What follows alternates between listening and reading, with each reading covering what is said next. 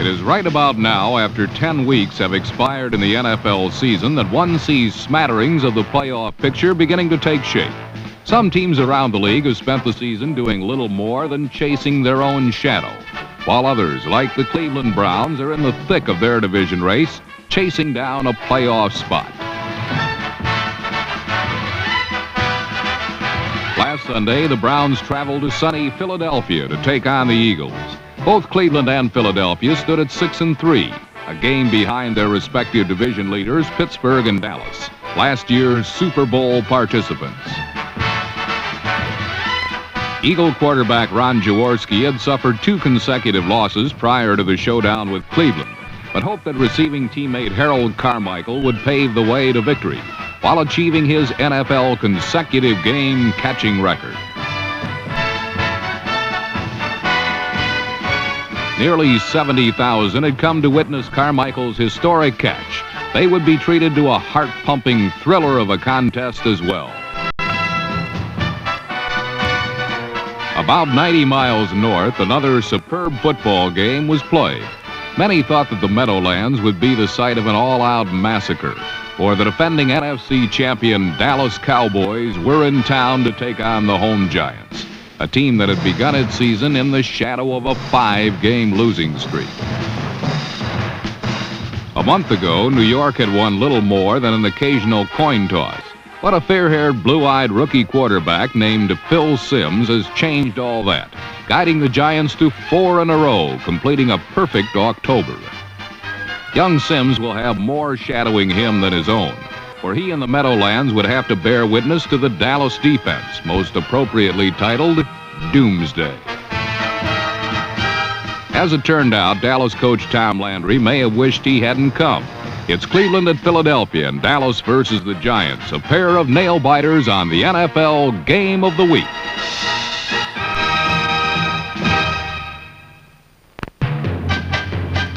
If Roger Staubach and his band of star-studded Cowboys anticipated the usual easy victory, the steadily improving Giant defense provided them with a rude awakening.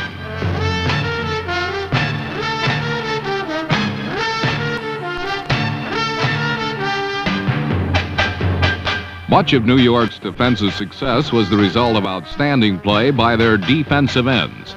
Number 70 right end Gary Jeter was a persistent rusher all afternoon.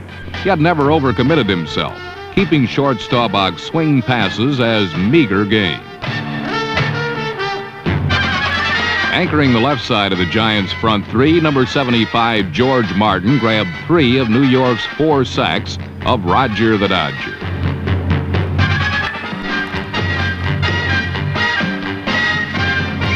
Unfortunately for young Phil Simms, his day was to be hazardous as well.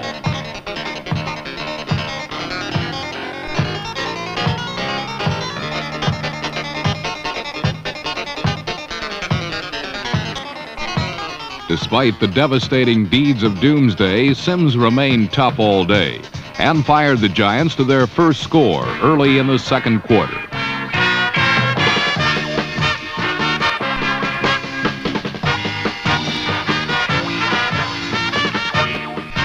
Uncharacteristic of many rookie quarterbacks, Simms, at the ripe age of 23, always plays under control.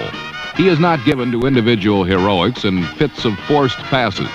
Another look reveals that the rookie from Morehead State is firm and patient in the pocket and is adept in threading the ball between defenders.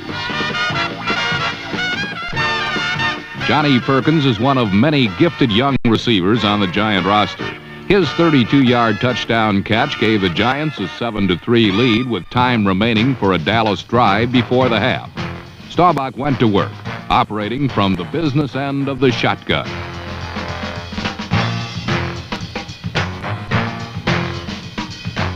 Entering the game, Dallas had the NFL's number 1 ranked offense. The Giants had the NFC's worst. Surely the Cowboys would go in for the go-ahead score and proceed with their proverbial Dallas second-half rout. The rout was not to be. The Cowboys had 4 shots at a touchdown from the Giant 2. They never scored. It was not long ago that these Giants were 0-5 and heading south. Any further south and they'd have been playing in Buenos Aires. Now they had won 4 in a row and were leading one of the best in football at the half. Taking the brash Giants more seriously, Staubach came out firing in the final 30 minutes.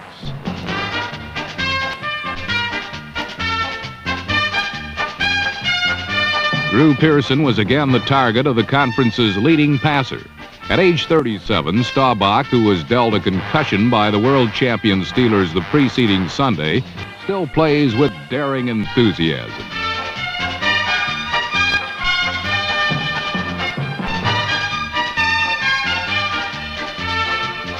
His 8-yard run was enhanced by 15 following a Giants spearing penalty.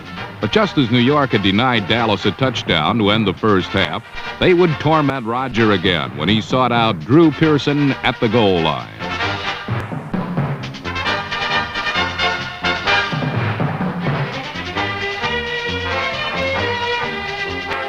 New York intimidation aided the Giants in clinging to a 7-6 third-quarter lead, setting the stage for a dramatic fourth-quarter finale.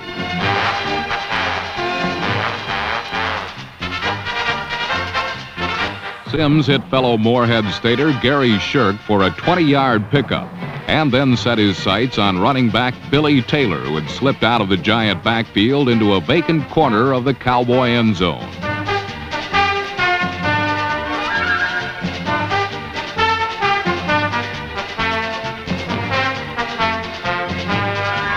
Only a second-year pro, Taylor is yet another example of the talented youth upon which New York is building its future. His catch made it 14-6 Giants, and New York fans caught the scent of victory with only 4.5 minutes remaining. How soon this would all change.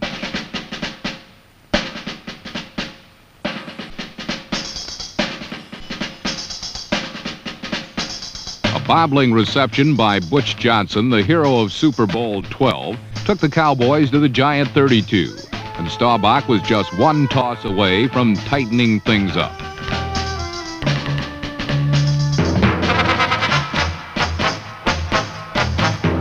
Drew Pearson's touchdown catch climaxed a day in which he would outshine all other receivers as usual, catching 6 for 124 yards. The worst was yet to come for the Giants, who were unable to move the ball. In 8 perfectly conceived plays, Staubach moved the Cowboys from their own 9 to the Giant 5 in less than 2 minutes.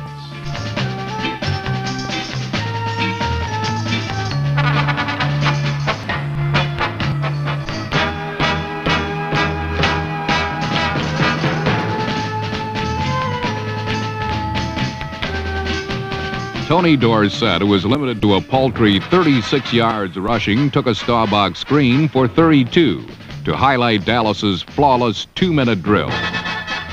With only 6 ticks remaining, place kicker Rafael Septien rammed home the game winner. It is up to the individual to determine which headline would be most accurate and appropriate in describing the game. One could select between Cowboys show why they're champs, stage come from behind win on the road, or Dallas reveals signs of human frailty, nearly stumbles in the Meadowlands. Regardless of what is finally printed, New York linebacker Harry Carson will probably bypass the sports page. But perhaps the headline should read, despite heartbreaking defeat, horizon looks bright for the young Giants. In Philadelphia's Veterans Stadium, there was a dramatic subplot to this battle of 2 teams with identical records. The outcome of this game within a game was decided on the 5th play of the first quarter, when Harold Carmichael drove off the line, then pivoted back to take a screen pass from Ron Jaworski.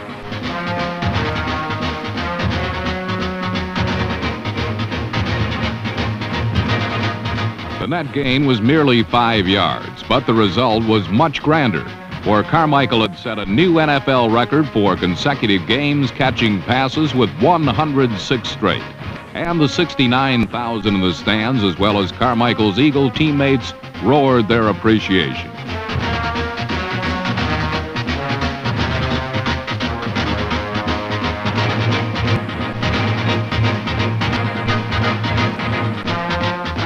As a salute to the record-breaking feat of consistency, the game was stopped, and the 6'8" receiver's wife and small child were brought on the field, while Carmichael was presented with a special game ball, 106 long-stemmed roses, and a trophy measuring 23 feet 9 inches tall. Fittingly, several moments later, the first touchdown of the day was scored by the man of the day himself, when quarterback Ron Jaworski spotted him alone at the rear of the Cleveland end zone.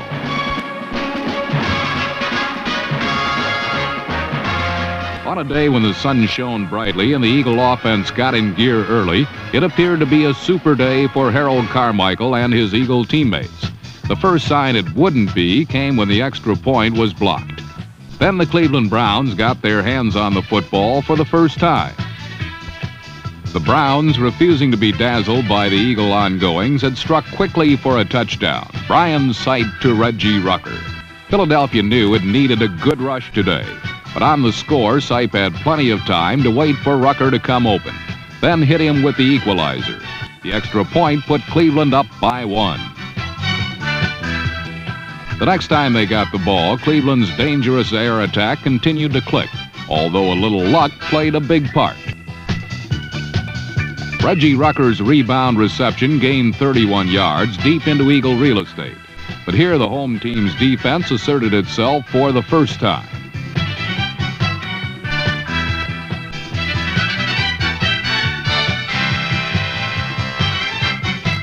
Don Cockcroft was called upon, and as he usually does, the league's most accurate kicker came through for 3 points with a 39-yard field goal that put Cleveland on top 10-6. It was a lead that lasted only 5 more minutes. Wilbert Montgomery, with blocks from number 20 Leroy Harris and number 69 Woody Peoples, turned on the afterburners and streaked 62 yards down the left sideline. The game had suddenly turned with one snap of the ball because of a super runner, something the Browns lacked with the absence of Greg Pruitt. It looked like Wilbert Montgomery would be the difference between the two teams. Another look at the run shows Wilbert cradling the ball with 2 hands at the start of his long journey down the sideline. This was significant because he has a history of fumbling, a fact that would be painfully apparent later in the game. Ahead now 13-10, Philadelphia had a great chance to pad their lead late in the first half. With under 2 minutes left, Jaworski went on a passing binge that took the team 87 yards. After hitting Keith Krefley and Carmichael for advances of 16 and 18 yards over the middle, Jaworski avoided a heavy rush by unloading to Montgomery all alone in the middle. The pass was good for 26 yards and a first down on the Cleveland 21. Here was a golden chance for Philly to go into the locker room ahead by 10. Instead, number 28, Cleveland cornerback Ron Bolton made a great defensive play. Jaworski had Krefley open in the end zone, but Bolton flashed in front of him, picking off the pass and ending the Eagle threat. Because of Ron Bolton, Philadelphia's halftime margin was merely 3 points, 13-10.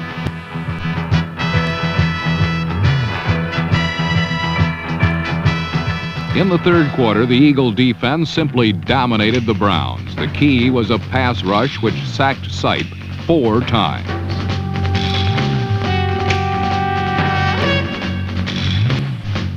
Its leader is Carl Hairston, number 78, who is quickly gaining recognition as one of the best defensive ends in the league. The defense also made 3 interceptions, 2 of which led to field goals by barefooted Tony Franklin, that increased the Eagles' third quarter lead to 19-10. The Eagles were now completely outplaying Cleveland and sensing victory. Philly fans screamed for more. It appeared they might get it when midway through the fourth quarter, Jaworski lofted a beautiful pass that Carmichael took into Cleveland territory. There was little more than 6 minutes left in the game, but now everything changed. Ironically, the reason was Wilbert Montgomery. In the midst of a career-high 197-yard rushing day, the Eagles setback made 2 costly fumbles. The first just stopped a drive, but the second was fatal for Philadelphia.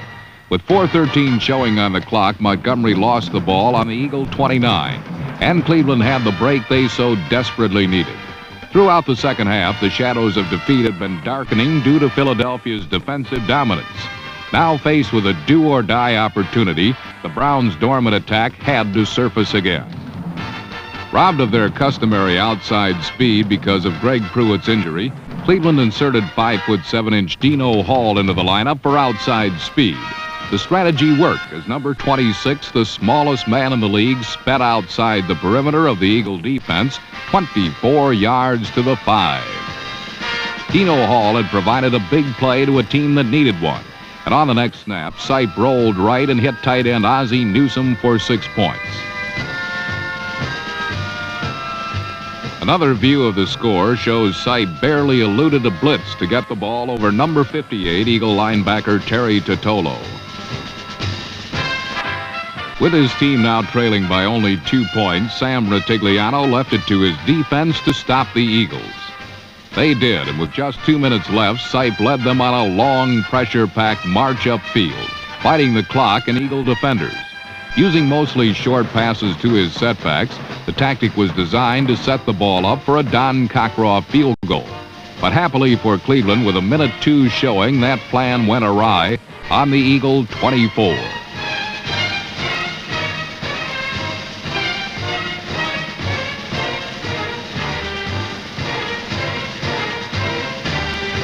Massive Mike Pruitt, the Browns' fullback, went 24 yards on a play that was designed to go only 5 or 6. What happened was the Eagles were caught in a blitz. Veteran Calvin Hill, number 35, blocked the linebacker, and the 230-pound Pruitt did the rest, stiff-arming one Eagle on the way to his touchdown. For the so-called other Pruitt, it was the end of a 104-yard rushing afternoon. And for the Browns, a team of self-proclaimed destiny, it was another come-from-behind touchdown. The 5th time in 9 games, Cleveland has done it in the final 2 minutes. For the Eagles and their head coach Dick Vermeil, it was the shock and frustration of seeing a certain victory somehow slip away. Vermeil's displeasure with the performance of his defense may have been misplaced. For the most part, they contained Cleveland, one of the most explosive passing teams in football. If the finger of blame must be pointed, it probably should have gone to the Eagle offense, which seemed to sit on their 9-point lead, then give up the ball on those 2 crucial turnovers. But as 69,000 fans sat silent, their hopes of catching Dallas in the NFC East all but gone, there was still time for one last try at victory. Behind by 5 points with 55 seconds showing on the clock, the Eagle offense came winging downfield on the rifle right arm of Ron Jaworski.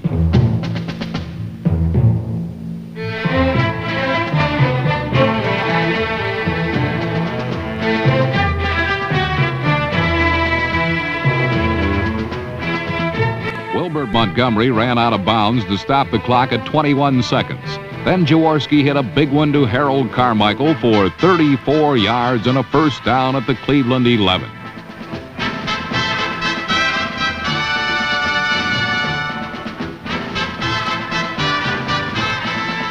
Disbelieving Eagle fans were back on their feet, cheering this final foray to the goal line.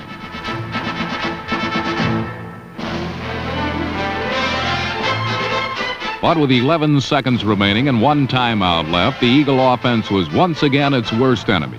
Jaworski dropped back, looked downfield, but a leaping Cleveland defender forced him to dump the ball in the flat to running back Leroy Harris, number 20. Harris started for the sideline, then inexplicably cut back inside, allowing the defense to catch him. Harris's time-consuming dance should have eaten up the entire 11 seconds. But somehow the final timeout was called with 1 second left on the clock. 1 tick away from victory or defeat. Clay Matthews tipped to Charlie Hall for the game-saving interception, ended the Eagle comeback, and dealt Philadelphia its 3rd straight loss. Sam Ratigliano's team of destiny increased their record to 7-3 with a heart-stopping win. They'll need everyone they can get to stay even with Houston and Pittsburgh in what has to be pro football's most competitive division. But considering what Cleveland has done in the 4th quarter all season long, no one can safely count them out of the playoff picture.